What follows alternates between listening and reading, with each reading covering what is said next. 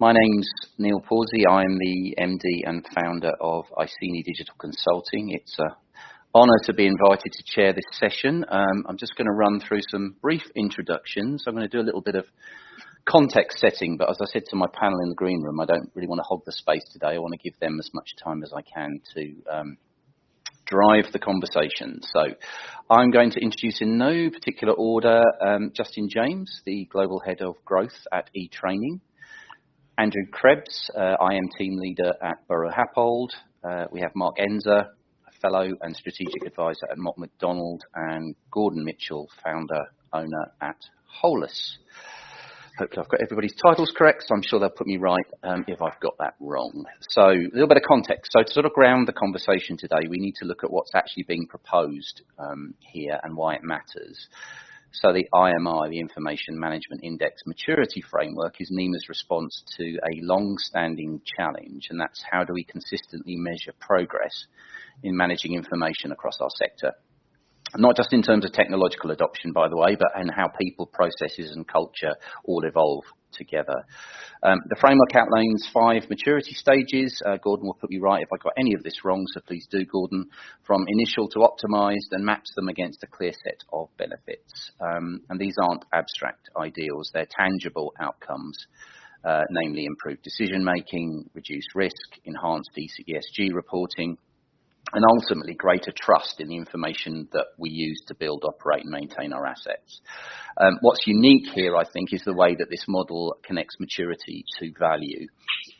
And the accompanying benefit swim lanes show how progress impacts, I'm assuming everybody's looked at it here, so please forgive me, impacts individuals, teams, organisations and society. And the IMA matrix offers a practical, persona-based tool for self-assessment, helping organisations baseline where they are, and of course plan where they want to go. But again, this isn't just a technical framework, it's a strategic enabler.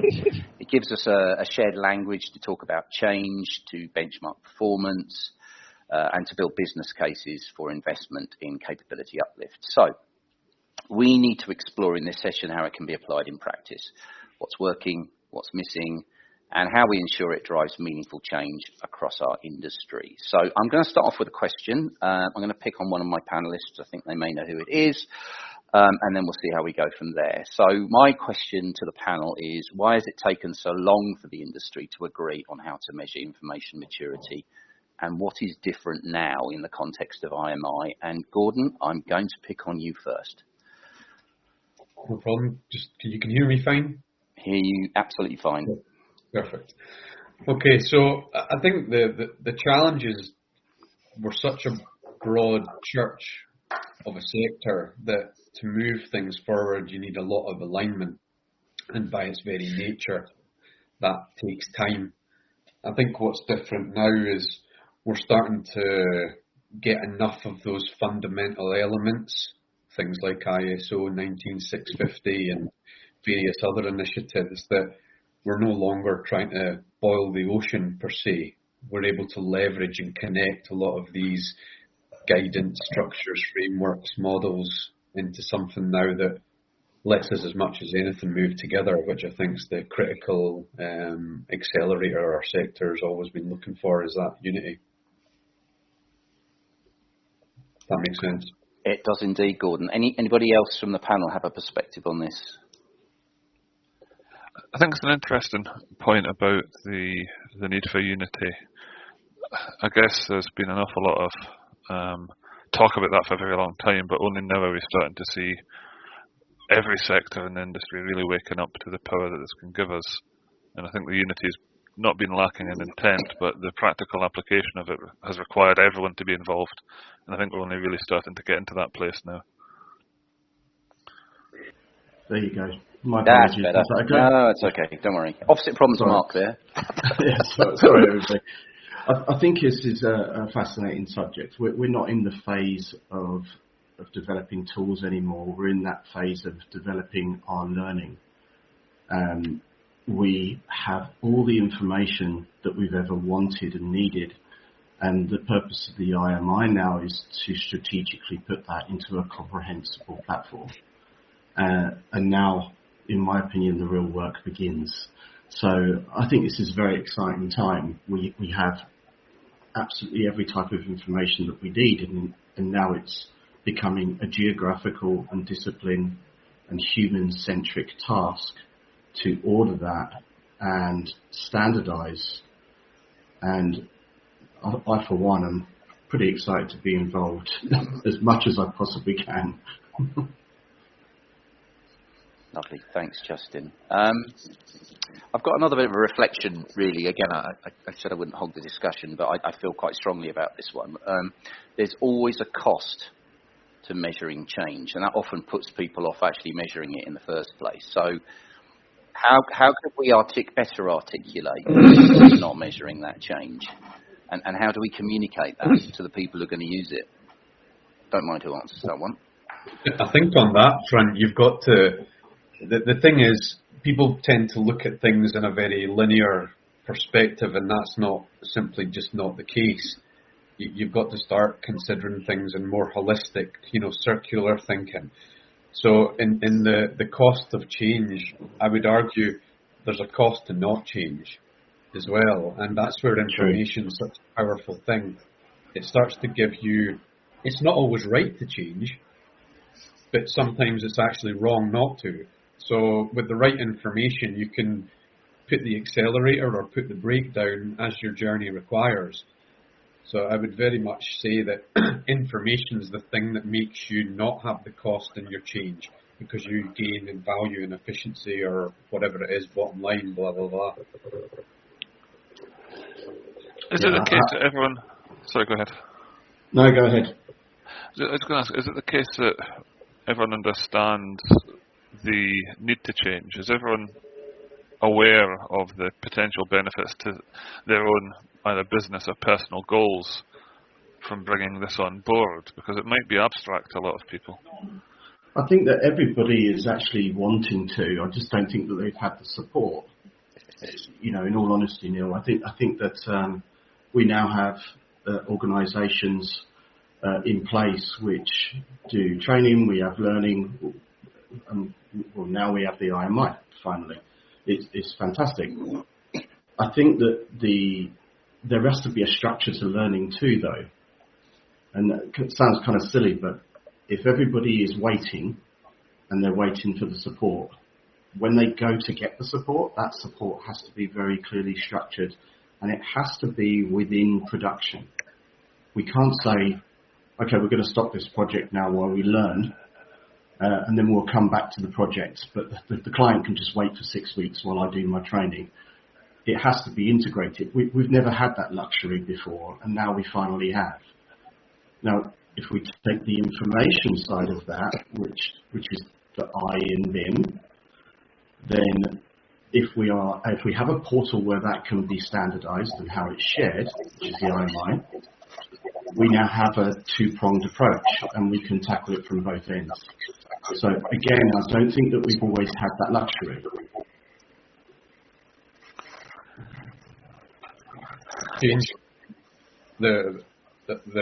I think the awareness of the change is certainly something we've started to tackle in the IMI, and tying that into very practical outcomes and benefits that people are looking for and people relate to. And it's to your point that you might want this abstract concept of change for the better, but what does that mean in my step 1, 2, 3 practically? How does that tie to my ROI? How does that build into my momentum and my organisation kind of trajectory? And that's much more nuanced and complex. And I think, one of the single biggest challenges we have in our entire sector is the informed client, right at the sort of top ability to make or want to make the change. I would say at that space, the answer is not. That information understanding doesn't exist, and it's a real crippler to our sector. That's a really good point. It's something I've noticed a lot of the time when I sit down with clients and try to figure out what it is they want from an information management team. And they all know what they want from the asset, because they're not really fussy if they have an asset or not, but they need something to do their business goals. They need something to live for, something of that nature. And I have to really translate what's in things like the IMI, what's in ISO 19650, and you called it return on investment, is probably the best phrase for it in this context. To say to them, if you're a spring manufacturer, if you do this, I'll leave you more money and more time to make more springs. And then they go, okay, well, why is that the case? And I say, well, if you want this, we also need to look at what sits underpins all of this. And that's where stuff like the Information Management Initiative really comes into its own. But you can't say to a manufacturer of springs or somebody who's building a house that they want an Information Management Initiative. We've got to be the ones who take that and translate that into their language and not assume the knowledge from them. But I think we're always going to be sat here in this room from years to come saying, why is it taking so long to change? Yeah, change is a favourite subject of mine, and I always go back to the acronym of ADCAR, but just to pick up on a few things there about awareness, you would assume that most people, measurement is a good informer of whether they need to change. Then you should assume that people change. But I think where the IMI really comes in is demonstrating the ability that they are changing, and then continuing that journey through reinforcement. So maybe there's something in that. But, to me that's obvious, but it's maybe not so obvious to the people who we want to use. You're right. I think ultimately it can't be obvious, or else it would look a lot different. So we can infer from that there's been, it's if someone's driving towards the edge of a cliff, it's not difficult to motivate change, and that's because they can see it clearly, and they understand the implications of not. Ultimately, that's where we're at in the initiative at the moment, is trying to bring that awareness, bring some of those measurements, try and talk it in your language, not in ours.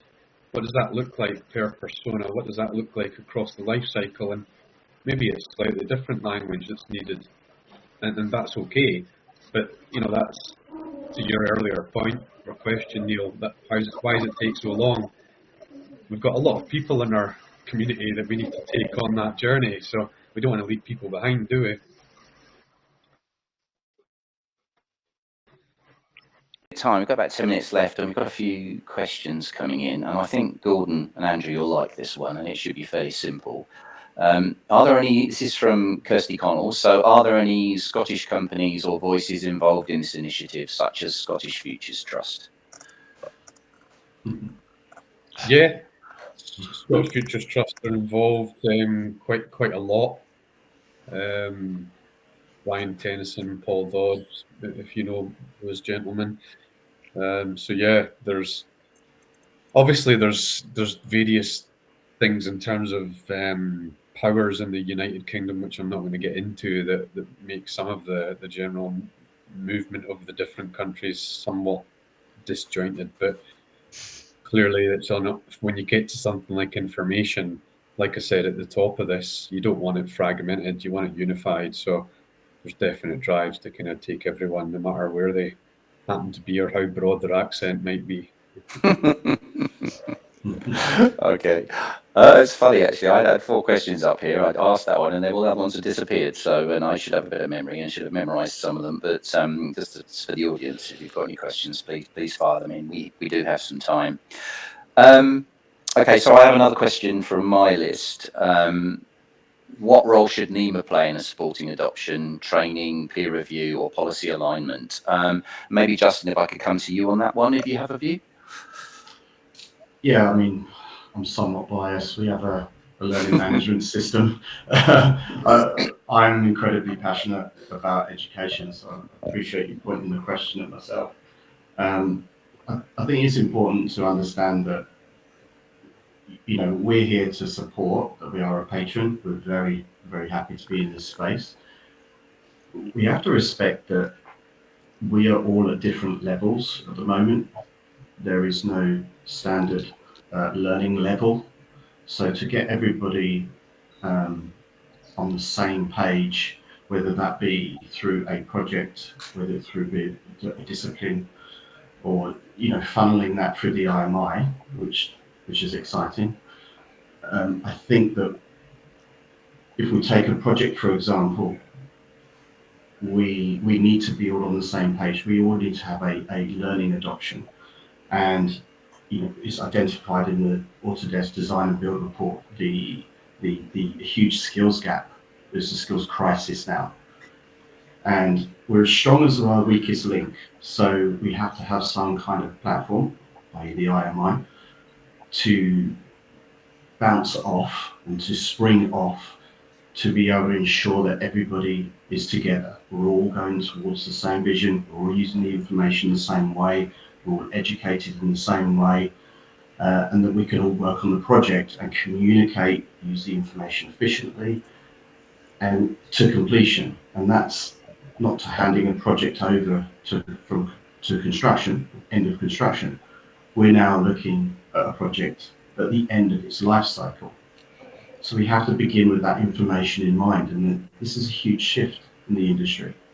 We've battled just to get to the point of handing the project over.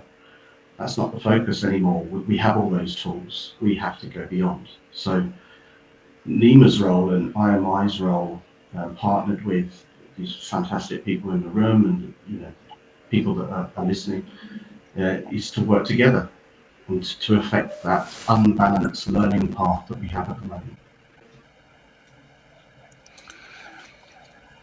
I think it's an interesting point you made there.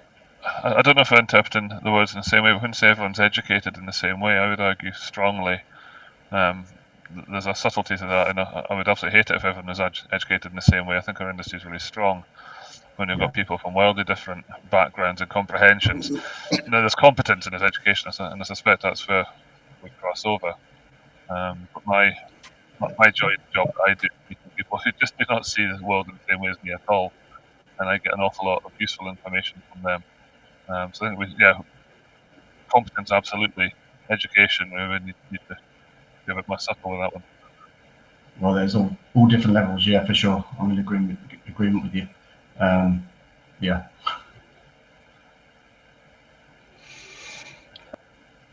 Well, it was just the